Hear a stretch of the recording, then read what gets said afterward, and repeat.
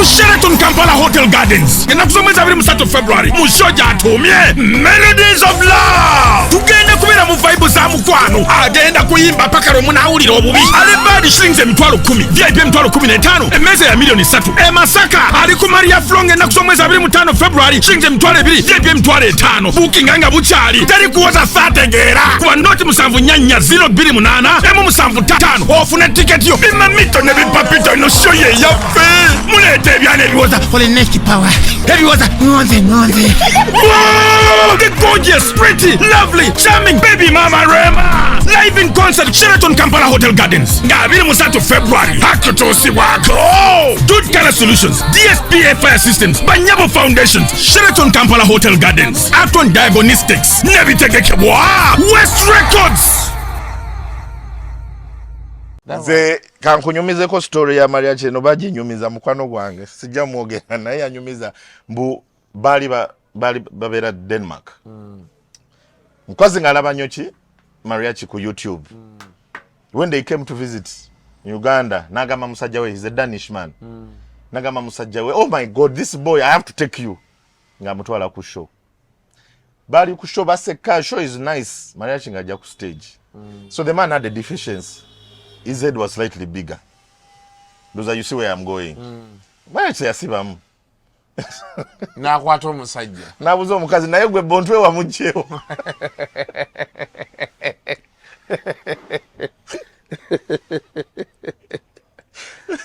omukazi yalairi yatalidda she was very embarrassed.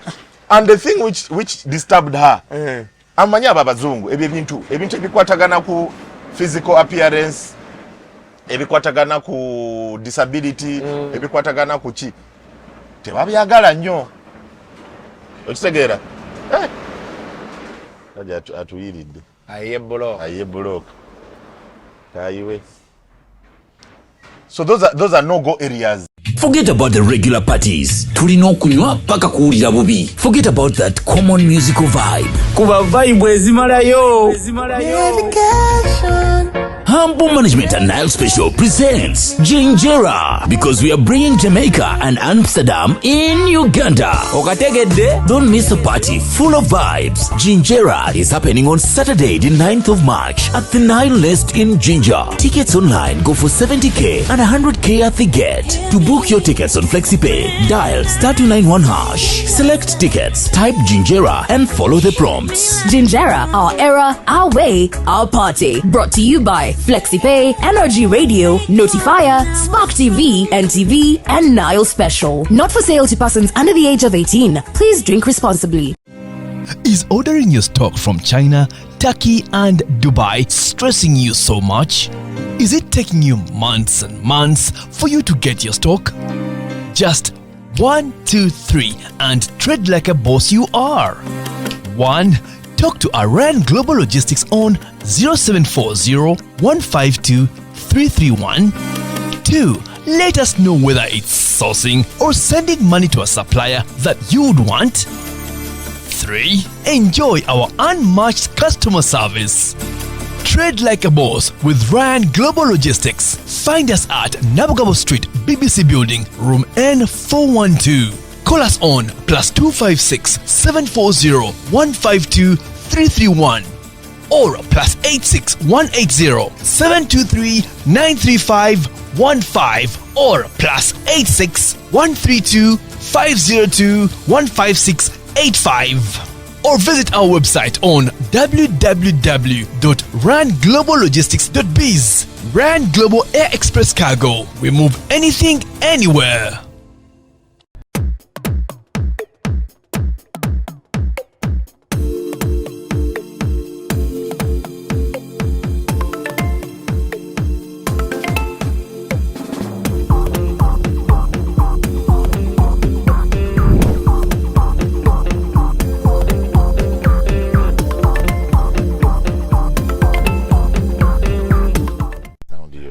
Welcome to yet another edition of Kasuku Live.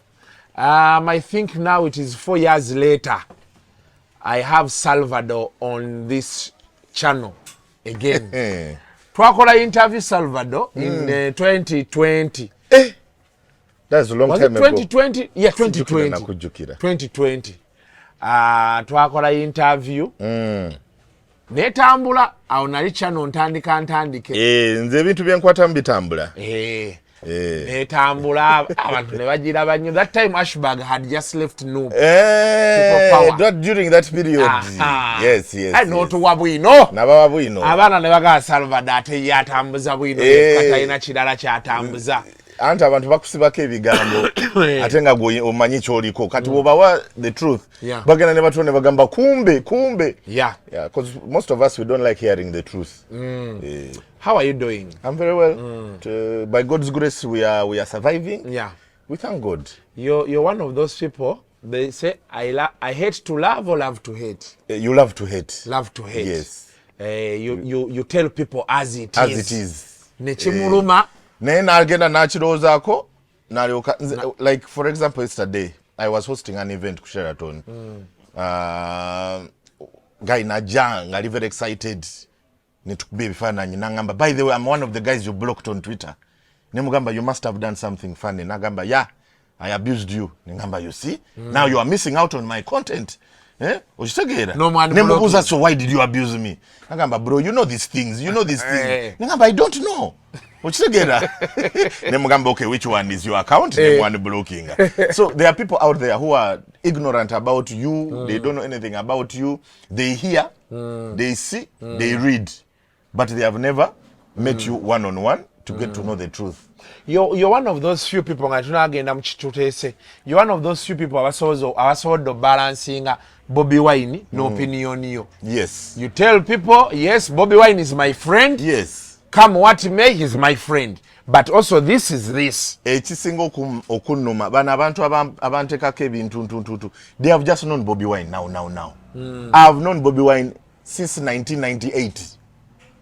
1999 ali mwezi 2 nga bakola zi jam session au Silver Springs ne MC Pamela gwe mumanyi nga striker nga bali mu duo. The first duo I ever knew in Uganda was Bobby Wine and Master Parrot. Nga bayimbanga Chakademas and Pliers Baviboyo Bajento Gabakwidawo kati nze Bobby Wine I knew him from way back. So when people start tying on me waliamu munolukwe no tetwalina ndagaano. You have your own brain. I have my own brain. We became friends all because of just common interests. Yes.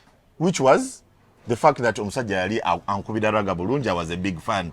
And then he was the first celebrity to attend Africa Loves. The first edition I did. Jajja ne Babi ne batulawo ku Imperial Royal. So really, our relationship has been more than whatever this politics is. Unfortunately, bano baba naysayers, especially these people who joined Twitter from 2000, nga ba blocking the Facebook. By no opinion. Jesus is Lord. By no opinion. So when somebody abuses me on Twitter, I first check when you joined. When there were 2000 plus.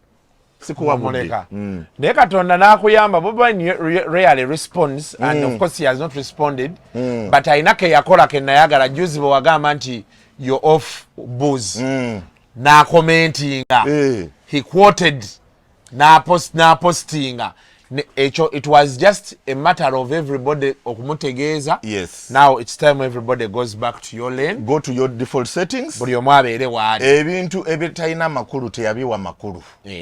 Okitegeera. Yes. When people kept on talking, Salvador wamuli wakola kino, he kept quiet because those were not important. The things which affect me, I was so proud, I was so touched that when it came to my health, when it came to something which is going to uplift me, he came out to comment. That one, ejocho mwa 150%. But are you still off the drink? I just broke my gundi when on my birthday, but I'm off it. You had to do 60 days. 60 days. So on my birthday, nembuza doctor banaye nkoze ntia vibe tesowa ku happening nga Saturday mukantu kitegera. People around me are doing it. The doctor nangamba only for today. I did it yesterday, but but you're looking great. Surely, I'm even feeling great myself. Neba kabulungi, sikyatuyana nebekisire byekire ebyo. Man, alcohol yali entwala. But you're also doing walks. Are you walking? Yeah, I'm actually playing soccer. Mo area ya fe. nsamba kapira wali waggulu ku bagita Hyde Park bagita Hyde Park wali waggulu nenzo omanyi ngenda myezi I first did around 6 months 6 or 5 ngatokomba kumwenge ngasikomba kumwenge then December awo noliyoko yingiza after the night of luseke nyam nembiva nenga then I got something I can drink because you know they say you need to get something that's friendly with your body. Exactly. Kati whiskey nemota beer nemovako. Ate ye beer ye namuvuddeko dala now doing champagnes. Beer ye bamungobyeko. Yabadde nkola obubi. It is good to see. You will take green eventually. You will go green. I'll go green eventually. On Nakorairo, of course we are going to be talking about comedy. Comedy has been a subject of debate for some time now. Very many people have come out to say Akirira. It is going down. Do you agree with that? Very, very true. What is the problem? There are many problems. There are many problems. One, there is no money in comedy. There is no money in comedy now. There is no money in comedy. Back in the day, we were striving. Things were looking good. Then the actual truth can kubuli the comedy we had mabala. That's where our problems started. Because comedy we have theaters when we used to do Theatre La Bonita. We used to do venues that were comedy friendly. Netumuza mabala because that's where the paying audience was.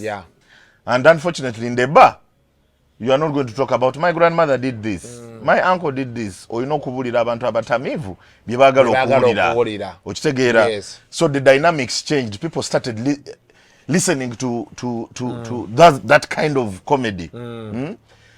So when we decided to bring it back to the theater by getting very nice venues like Muhanji Wali Comedy Store, Uma, where we imported the comedy, which we had already started in bars. We now brought it back to the theater. And we brought that audience also as well, to the extent that Ogenda Zerumu ku Comedy Store.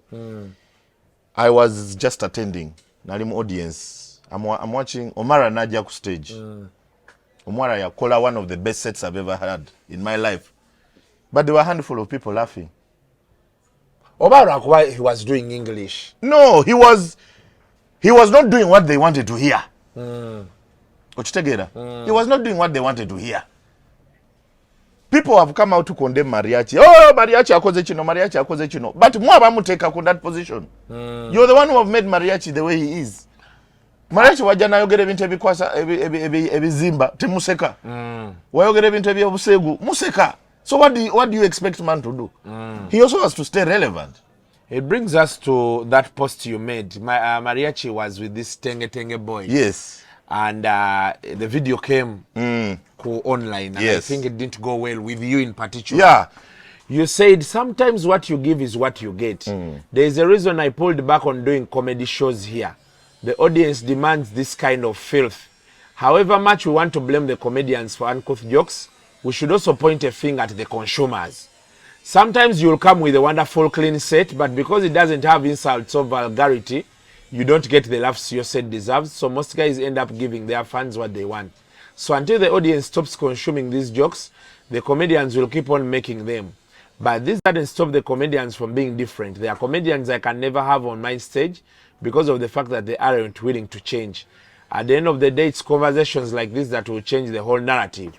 I'm glad Apas mentioned the audience who consume these jokes. They are part of the problem. We have so many smart comedians out there that you at Dickensie haven't seen because they aren't on the main platform. So it's unfair to generalize the industry because of the few you've watched. Unfortunately, platforms they are on don't make any business sense because they are paying audience. The paying audience wants dirty jokes. Someone said that, Salvador, you're not getting gigs anymore. I want to make it categorically clear. Actually, to be exact, Frank and Tambi said, you people are envious of Mariachi because you're not getting gigs anymore. You see, here's the thing. Mariachi will do 4, 5, 10 shows a month. I will just do one. And I will make more money than him. That is the honest truth. Okay. Yes, it's not about quantity. It's about quality. I pulled back on doing shows here in Uganda because it does not make business sense for us who are concentrating on doing the actual comedy. It does not make business sense because the paying audience bana bagala okusasula bagala ebintu byaki byadikula bagala ebintu byokubajerega ebintu byobusego ebintu byokubavuma ebintu bya Mariachi kyakoze tenge. Me, I cannot blame Mariachi 100 at all. I cannot blame Mohanji. Mohanji is a businessman as well. He needs to make money, and if that's what people want, that's what he's going to give people. Ochitegera chengeza ko kugamba. Me, I have seen comedians, very top-notch comedians, clean comedians, die on the stage of Comedy Store. Nga bafaga yakuba jokoze nga za kabine nga people are not laughing. That's not what brought them. Bagala bya ayagala omutagenda agaminze nakala kati omwana neko bakube ndulu so that they can take videos and post on TikTok. Because they want things which are going to be viral. Kati your video ya gondi. Some guy even went and said, I posted the video of Tengi Tengi with the Mariachi and I got following. My TikTok blew up. That's what people are looking for now. Likes. So let's not talk about these things. Over Twagwam, over Chichito. I deliberately pulled back. You get gigs, deliberately pulled back. One of Uganda. If you see me on a gig, just now I'm supporting a brother. I never get money from here. Even when I go to Comedy Store, I'm supporting Mohanji. I just compare your transport, but I don't do it for money. If I wanted to do it for money, nandi to the one see, nengumira show yang nengamba kanwani say show, paka bwe kwatayo. But it does not make business sense for you to keep on losing 5, 6 to 10 million. Organizing a show is very expensive. Yes, it is. The day you sit down with Mohanji and he explains to you the logistics. So he will do everything to recover his money. If it means bringing comedians who are good, as long as they make people laugh, they make people want to come back the next day, he will do that. So kati ate quality nebeera. Quality, ngefa. Kati no, for them it's quality. That's what they want. Because they laugh. Actually, someone was telling me nti kati fa babirabye ku social media and we reacted. We were not even there. We were not there. Most of us were not there. Because Mariachi, for him, he was in exactly where he's supposed to be. With his people. Didn't complain. None of them complained. They were even recording. Na Mariachi chako ze tengi tengi. Banange Mariachi asetsa.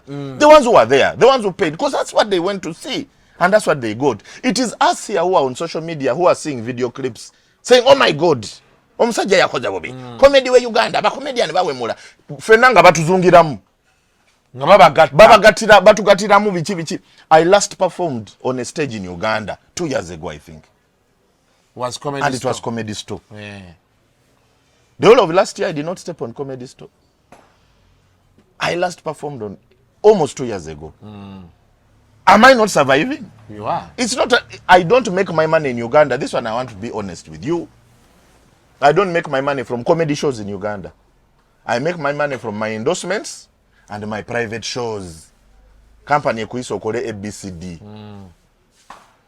Ochitegera. Why? Because if I organize a comedy show, I need it in a certain particular way. It has to be a comedy show. Togena kulaba yo muyimbi, posing a yansabye. Boyagala kuba. One when I did Africa Labs, I had Waiki Bender, I had Fikfa Maker, I had Azawi. I didn't pay any of them.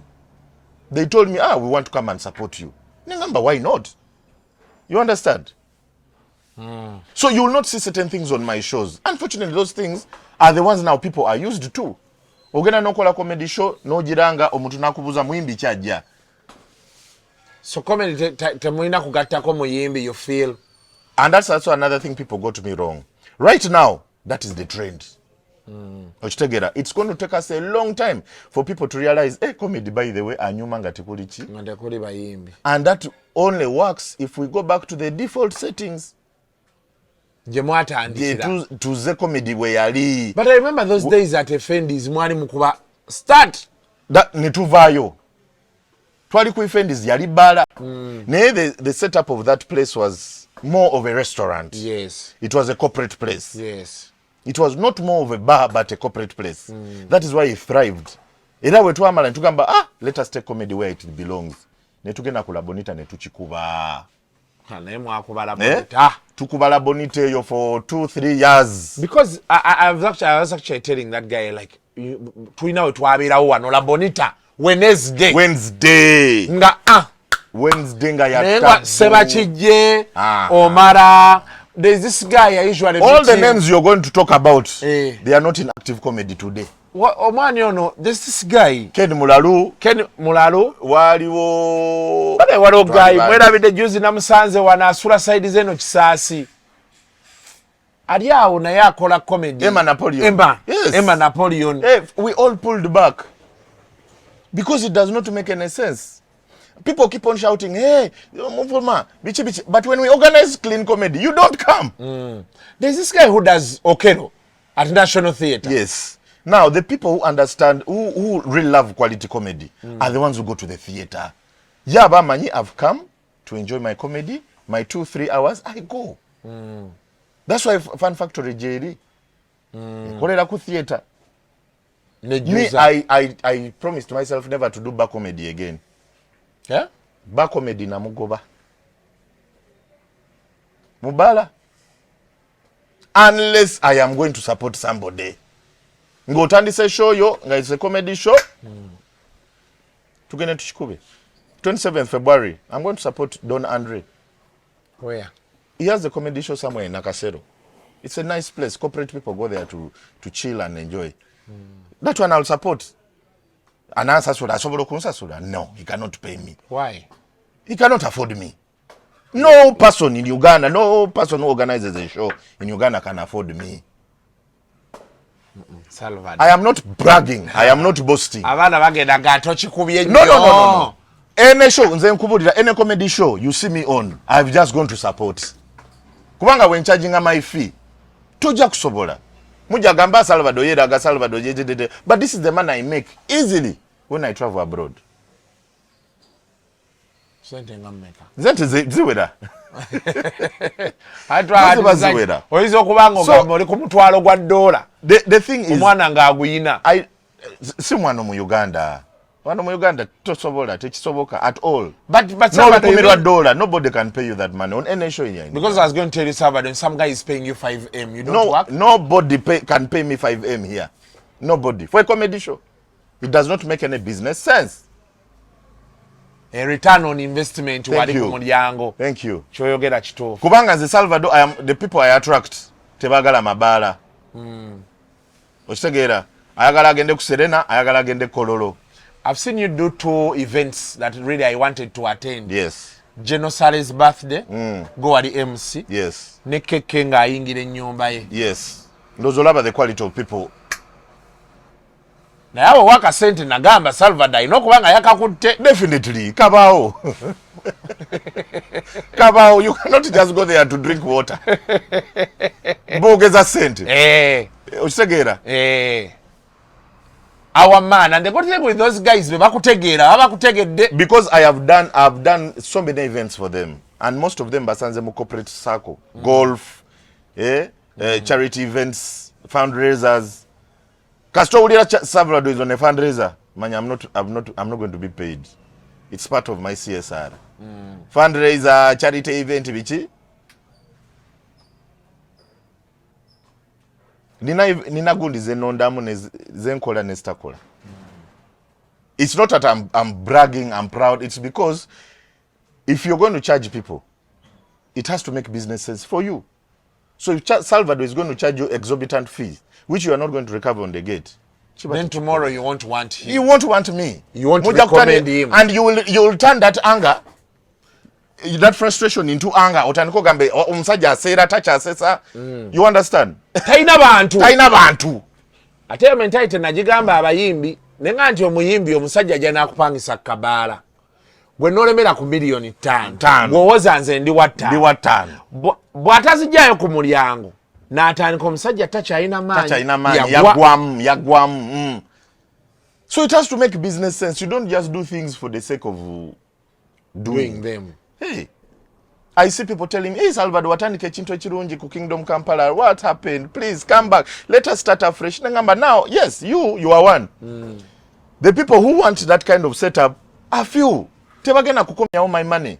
The man I'm going to gwe oja kuja oseke onyumirwe ogende webake. Nze nsigaze wa service provider. osigaza amabanja nsigaza amabanja atakamenya. if it does not make money, it does not make sense. So for you believe the audience is to blame? No, it's partly to blame. That's why I also said, I continued by saying that should not stop comedians from also working towards. If you notice, most of those comedians you mentioned, Napoleon, Omar Abani, we pulled back. Deliberately. We went back to the drawing board. But some of them, when they do these skits for TikTok, what atezitambula? Abasinga bemanyi tebakola TikTok. We don't. I think TikTok is something that we have not yet accepted. That is a comedy platform. Because stand-up, this is one thing that people don't understand. We were in a workshop before I ever stepped on stage. South Africans trained us for a month. Before we did stand-up Uganda. We went through training. They told us the do's and the don'ts. And that is why most of the people who came from stand-up Uganda are relevant today. And because there is a level of professionalism that we have. We were taught. There are things we're supposed to do, things and we're not supposed to do. The reason why we despise TikTok. Guy again anateka gundiye ku TikTok. Nefuna likes, nefuna views, nefuna bichi. But it's edited. Stand-up comedy does not have edits. Once you're on stage there, you are either going to do or die. You bring it as it is. As it is. Wechigana chiba chiganye nga bakuvuma bulungi, wechikwatayo nga bakupraisinga bulungi. Ne TikTok ogenda nokola edi nogamba wano chusa muteka mukala bweti. Wano kano kaje mutekanyumye ogateo kali. So by the time you see the finished product on TikTok, for yogamba bano bagayi basesa. Nebo baleta wali live. Nebo bateka ku live. Zero. How many TikTok shows have you seen at Theatre La Bonita? Bakoleji. I don't think they can ever do another one. Uchitegera. Wechikwatayo wakola kagundike ku social media nekakwata ku TikTok nekakwatayo ngakola show ngaziola ngabula. But that's not how we do it. For us, we're supposed to be on stage every time. So the audience is also partly to blame. For embracing anything. For embracing every trash. You see what is happening to Pretty Nicole. 14-year-old girl. Sifaba more platform. She's now doing whatever she wants to do. And people are coming out, oh, Pretty Nicole atususeko. No, more platform. When people were telling you the truth, Mwadamu, she's a young girl. She's a young girl. Mwana, bichi. Last I heard, she has nudes on social media. All over. 14-year-old girl. And people are sharing them. People are sharing. Grown men, you know. Saje bikuru. Wakalabye. Obisanga bitudde mabala bagamba. Mwana na ya ino. Mwana na yi. Bamukuza bulunje. Ebisaje bikuru. You are giving that person platform. Why don't they continue doing what they are doing? Hey. Then you saw how comfortable everybody was with the Teng. Everybody in the audience was laughing, recording. That's what they want. But then also, is Teng a comedian? One thing you have to understand, that boy has autism. Hey. Yes. Yeah. He's autistic. Okay, hold on. Just so on the cutting. The reason why Mariachi is getting a lot of backlash is not because he made fun of Teng as Teng, because he has done worse. It is because the boy has a disability. He's autistic. You know, it didn't skip my mind. Yeah. That is why he's getting the backlash. Yeah, but I call him to be. So autism yeriwa. People who have autism, they have different signs. They are very, very different. Autism is not a condition. You can even be no longer you're autistic. And that maybe too much noise makes you maybe cleanliness. That's why for the boy he was only saying the power of Africa. Thank you. Uganda. What is happening? Yeah. All he knows is I am on stage. I am making people happy. Wow. So this thing he does with his eyes, it's for him. It as long as it makes him happy, he'll do what makes him happy. Oh, the boy is autistic. Hey, kati chechecha jeyo joko nange thank you je kubaya abandi ono mwana bebamuzaala ne bamumpa sima yankola ki kankunyumizeko story ya Maria Cheno baginyumiza mukwano gwange sijja mwogera naye yanyumiza mbu bali babera Denmark mukazi ngalaba nyoki Maria Chi ku YouTube when they came to visit Uganda nagama musajja we, he's a Danish man nagama musajja we, oh my god this boy I have to take you ngamutwala ku show bali ku show baseka show is nice Maria Chi ngajja ku stage so the man had a deficiency. His head was slightly bigger. Those are, you see where I'm going. Why say asibamu? Na kwato musajja. Na buzo mukazi naye gwe bontwe wa mujjeo.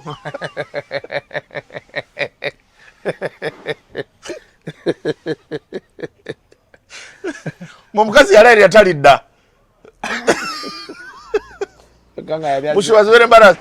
And the thing which disturbed her. Amanya abazungu ebintu ebikwatagana ku physical appearance ebikwatagana ku disability ebikwatagana ku ki tebabyagala nnyo okitegeera aja atuyiridde aye block kayiwe so those are no go areas no muntu astamaringa that's a disability toso achogera keri ebweru kati one of the fact that yachogera and people laughed omukazi nawulira bobi omukazi yawulira nga oh nebimutama chwanga yavudde eriyo nayo Maria Chigwazo with excitement she's very happy ngachikubyeyo nze nakola ko she UK Manchester my whole set was just out of this world nga oli omukazi nga afa nensembyayo joko ya gaya stamaringa omukazi yalina omwana stamaringa abantu baseka ne bagwa ne wansi naye omukazi olunaku lwe nali ndwonoonye lwonna ekyanyamba comedian yanzirako ebyaddala yali akola ki astamaringa kati omukazi neerabira ani yakoze joke eyo so najja n'okunja ewange nangamba you were very brilliant you did very well but please that guy who did the joke of stammering nalyoka atandika okumbulira ebizibu bye najjayo ebifaananyi eby'omwana we najjayo empapula n'agamba it's so wrong you cannot do that ningamba oba mugambe nze yagikoze oba I was very I was hurt. Can you imagine that whole set 90% of my jokes were very funny for her but the 10% spoiled her day. But now there are two questions, Salvador. One, what percentage of people do you draw the line on? Because if this is one person, stammering, yes, and the rest are okay with it, do you factor in this one person? You only draw a line. Yes, eventually, especially where it's professional. I would rather concentrate on the 2 people out of 10 who are not laughing than the 8. Wemba ne audience nga bali bantu 10 nenjogera ekisooka abantu 8 ne baseka, my next joke has to target the other 2. Why are they not laughing? Why are they not laughing? Kiki kiganye bano koza mbamanyi mbalina those 2 are the very very important ones. So when that woman told me about that thing, ebya disabled nembijamu in my whole scale, my whole planning of jokes najamu ebintu bya disabled. And that brings us to the big question everybody has been wanting to ask. Where does the line draw between comedy and reality? Do you know who sets the line? You know you cannot separate the 2. The only person who can give you a reality check is the one paying. What have you Maria Chi video gye yafulumiza? Maria Chi yagambye mbu nze fe tukola sente banwanisa. You know why? Because the people he was with were okay. You who did not pay, what audacity do you have? Now imagine those people didn't laugh. They would have drawn for him the line. Namanya wano sisobola kukola ki kuddamu kwogerawo. Never say namanya it is okay. It's okay because these are the most relevant people to me. Not you who's going to come on social media and type and tell me that I'm doing something wrong. It is the person who has paid money who I should look at. So as long as the money is still money is being paid and they are laughing, I will do whatever it takes to make them laugh. Akwaze nange chestategeera bulungi. I know sometimes, but even comes down to MCs kati ngaffe. Nti bw'olinnya ku stage bw'olaba ayitawo n'ovugiraawo. Bw'olaba atudde eri n'ovugiraawo. I don't know how it works. Oba preparation. Improv. Sometimes improv is nice. To improvise. But you have to be good. You have to be good at it. Notalumba mutwe gwa musajja. Notalumba kati olaba kankuwe example ya Russell Peters. Wolaba any show of Russell Peters. Ajagenda yogere n'abantu mu audience. Ogamba ono gayo wakabi ayi. Abatabiza. Abayabitege nga backstage. That's why they have ticket numbers. Ngabagamba the person who bought this ticket VIP. Why he has never talked about anyone in ordinary? Why? Because kayola bagula buguzi. Never naba VIP, you do a reservation, you leave your name, you leave your number, you leave your this. Katagena nagamba ono doctor atude kumpi no muntu akolachi akola funeral service. Ngababa manyi.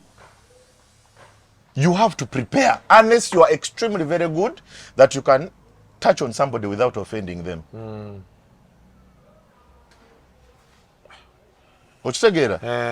So to draw the line, woba toina mwaka obuntu. The audience has to do it for you. But the first person who has to draw the line is you. Oino kumanya. Like I said, if you don't consider the two people who have not laughed, that is when you will never have to draw the line. But the two people also matter. They are as important as the 8 who are laughing. So, not we winding up. Does comedy recover? It is going to recover.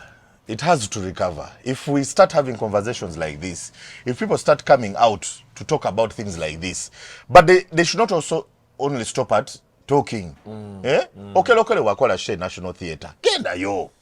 So that you have something to compare. Echisingo kunuma, they are comparing us with people they watch on YouTube. The Americans, the Nigerians, the Chi. Mujemo sasule mulabe that there is pure comedy in Uganda. I did a show here, National at La Bonita. I brought Daliso Chaponda. Britain's Got Talent finalists. Did they come? No. Then on social media, this guy is funny. This guy is very hilarious. His comedy is pure. This is what we are missing in Uganda. And then when they bring, you don't show up. There is something on that show. There is a group you're in. Or you exited, or you deleted the people. You told it to their faces. How do you say you're my friends and you don't come to support? Yes, that's the thing. You see, is the thing. Nowadays, Salvador 2024, I am not going to play around. I do not love. You see, I asked myself, you are my friend. That has added value to you. Are we just friends in a bar? Ngatogera ku mupira, ngatogera ku bakazi, ngatogera ku motoka? Or I am your friend because my account is okay. Because you're going to give me an opportunity. I left that group. No, it does not make sense. When I put the poster, everybody is like, ha! H4 Chitono. Let's look for a new venue. That's how they begin. Hey, oh my God, this one. I am going to share with all my friends. We are going to come. In fact, nterekera ticket abidi. You understand? Then final day you wait for them. Final day, obalinze. They don't come. And nobody could guys to tell you I had this. Ogeno kulaba. Bali mu shots, videos itambula ku Snapchat. Bali kuba tekira shots bali mabala because there are free drinks there. I'm not going to pretend that you are my friend if you don't add any value to me. Hey, check for my circle. That's why to stop alcohol, it was a very easy decision. Because China bantu banji abagenda okuntekamu that mood nino kubanga nywa kube vibe. No, even at my home I can chill and I enjoy. Tukuze kasuku emyaka gigenda. If you don't add value to me, what is the point of me hanging out with you? Chali drastic nali ne stand nangamba. Musajja mutuufu. Kuba abasajja obeera nabo okola business tebakuwagira tebakuwagira ne tugambe oyina party free of charge free drinks bajula bajja kwe bati ne bayita mikwano gyabwe nyejita mikwano gyabwe. If you are with me in Chali Wajala wandidabye what I'm talking about, the parties I used to throw. Never know when the chanja. If it is not a party about my children, I never do parties. Or if it's not a party ngangijagala ruseke, it's called ruseke. I want to era kati gwe kasuku the day I invite you to my home, just know waliwo kyenkunonyeza njakujja nkunywese twogere ngami naye kati sasuku nina deal eno tukoze tutya mba nkutadde mu setting ennungi environment ennungi, you'll be excited ogambe let me also try. Omusajja yampite uwe nandaga family ye netunywa ne akamuyize ekintu so kati kiteeza we ndaba essimu yo nti ninawo kapate sitawaana just to know luseke nyamunyamu proper. But those are very important life lessons. There are some things I've picked from you, by the way, Salvador. Na ne Chamagero oyo. Chamagero is also a person who believes in honest and comfortable conversation. You see, that is the thing. That is the problem with Ugandans. We are not honest enough. We are not honest enough. So anything they say that does not, that tickles you in a certain way, you look at it as an attack. As this, as that. Yeah. They say people who cannot communicate look at every discussion as an attack. And then the faster we adopt such mechanisms, the better. Hey, omusajja yageze nayogera ekintu ekikola sense. But because people don't want to listen to the truth. Do you know also me how many times I've wanted to separate with Daffy? In your marriage? Musaga. Nchino nchogera alaali kati. Let me re-echo Chamagerozi. Ngotula ngomutakutamye. We have reasons why we stay. The man was very clear. But you remember your vows. For better, for worse. For better, for worse. Why are people neglecting that fact, those things that he said? And they are saying he shouldn't have spoken about no! life like that. Chamagero is a public figure. He owes the public explanations, whether he likes it or not. When you put yourself into the public will demand an explanation, whether they need it or not, of how you live your life. And me surprisingly, yesterday when that backlash was going on, there is a 27-year-old when nabadde naye ali mu byalebe ebyo bamubba biki.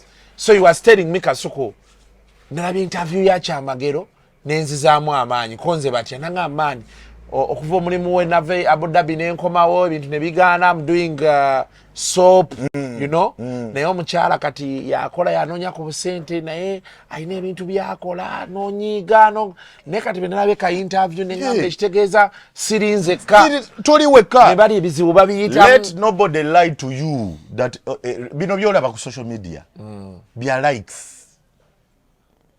Even me, when I post stuff on social media, when I post something with my wife on social media, manya we have come from a phase. And then when we realized, and the funny thing is, the things that make us realize how important that person is are the small things. No,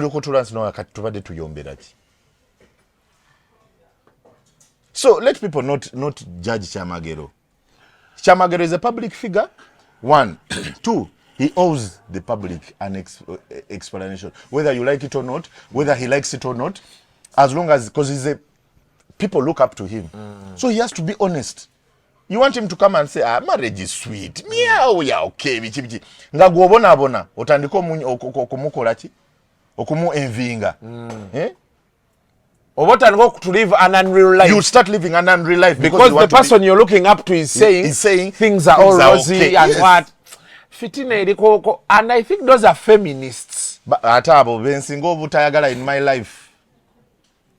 You don't like feminists? None at all in my 125%. The feminists of today. You see, they have missed any feminist who defines feminism by including the word man. Beba toxic feminists. Men are this. Oh, no. I can depend on myself. A feminist is somebody who's supposed to empower a fellow woman. Not who is supposed to make a man look bad.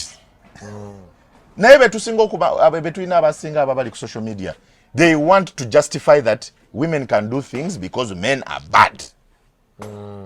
Which is not true. A feminist is somebody who believes that not what a man can do, a woman can do. But a woman can still do. Not competition. It's not a competition. But coexisting. You coexist. There are some things women cannot do. How many? But tuli wano omusajja yakaiwa gundi. Olabye abakazi bameka. Nenga bandyagadde, but because of the body. But because physically it is impossible. It limits them. They can't do such things, certain things. But that doesn't mean they cannot do them. Because waliwo bali nga yetegeera physically ali fit akisobola okikola. Okitegeera. So that is a true feminist. A true feminist is somebody who is uplifting a fellow woman by telling them you are limitless. You can do this. But also acknowledging the fact that there are some things that they cannot do. There is something I think we need to tackle as we wind up. Social media backlash, there are people who give opinions on social media. Chavola banze amidst everything, nayaga the reply ya mariachi. Kuba yes, much as I think naye yakitegedde kichonyonyodde. Yes. It is the audience yange. Yakyagadde kye nakoze.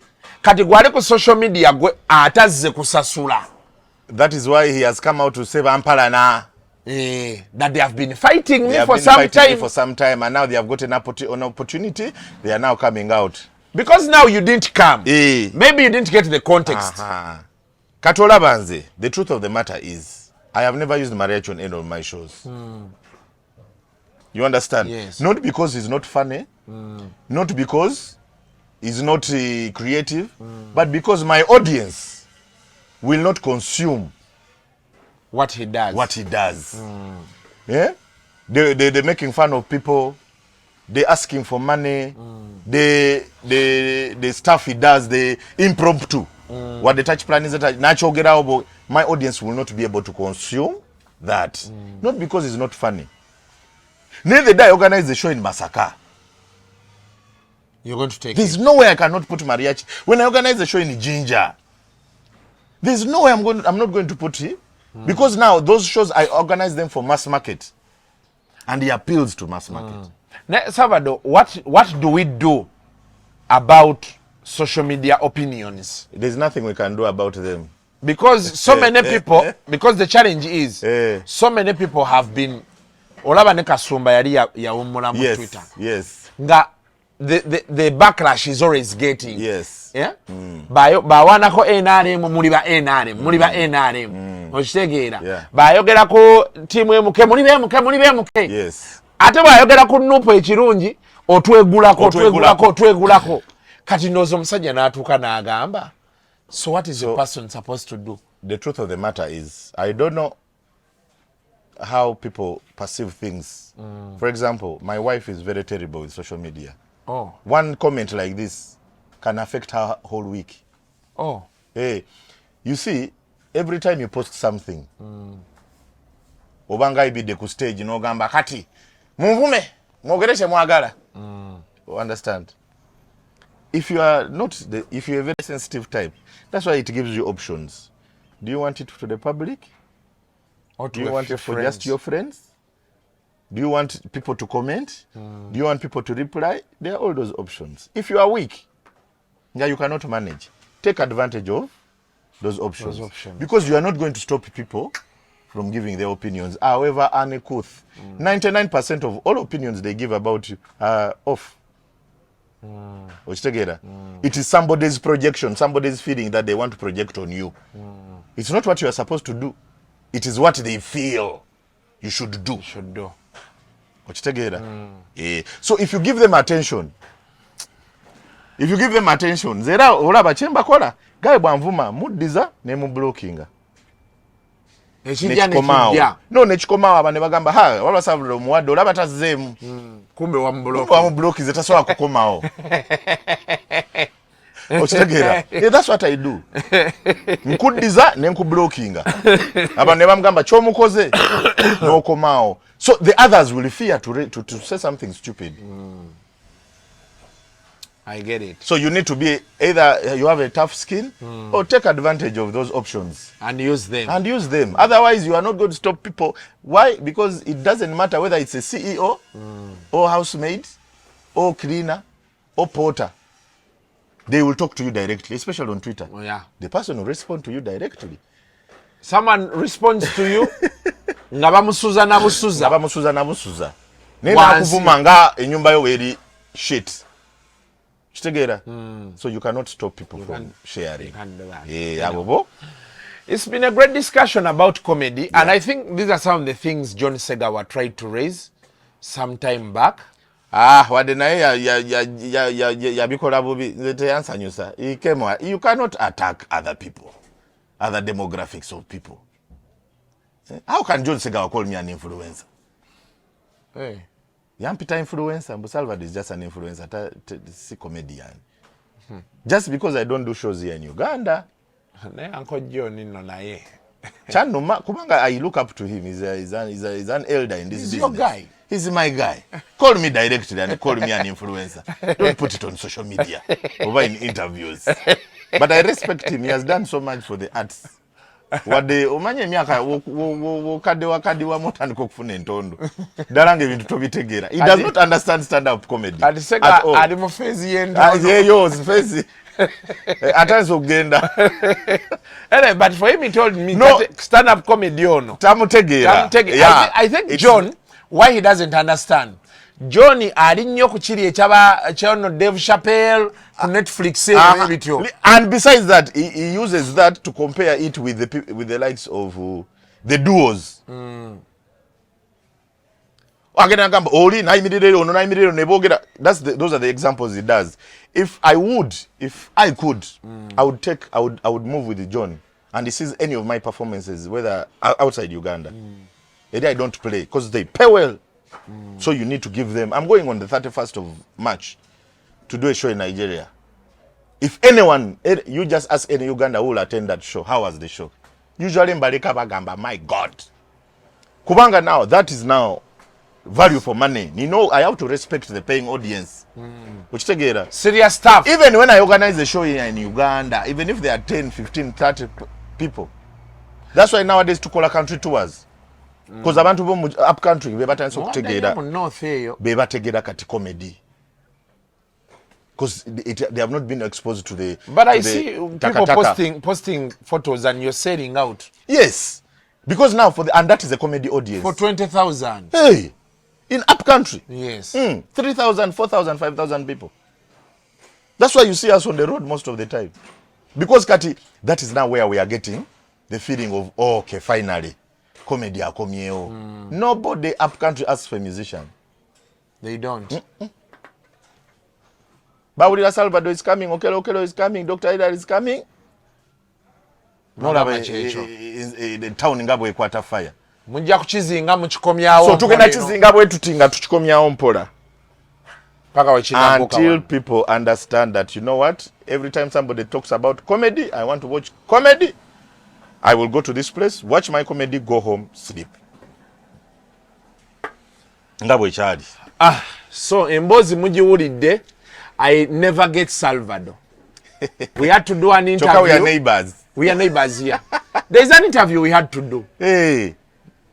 Obani yanjogerako. Nenkugamba owabantu platform. Wali ngambi yagala tula ne Bule ku seti wano. Thank you. Oyo Bule, Gabriel Bule. Mani nao bagayi nao bayina amagezi mangi agata kwatagana. They have too much information but they use it in the wrong example. Nene mugamba nangamba Kasuku omusajja je. Ate be yagira naga sina budde. Nengaba akati bano betidde. Nze sobola kutya. I really love duo discussions. Gatudao and then you air out the facts. Because they say there are three sides to a story. There's my side, there's your side, and then there's the truth. That's why wogenda mu koti. Jaji agamba hagwe tubulire. Nawe tubulire. Nalyoka deducing. So this is exactly what happened. Nalyoka bawa the truth. So this one-on-one, a caller, if it's not going to be about a banter, because somebody can it happened to me when I was doing an interview for one of the local TV stations.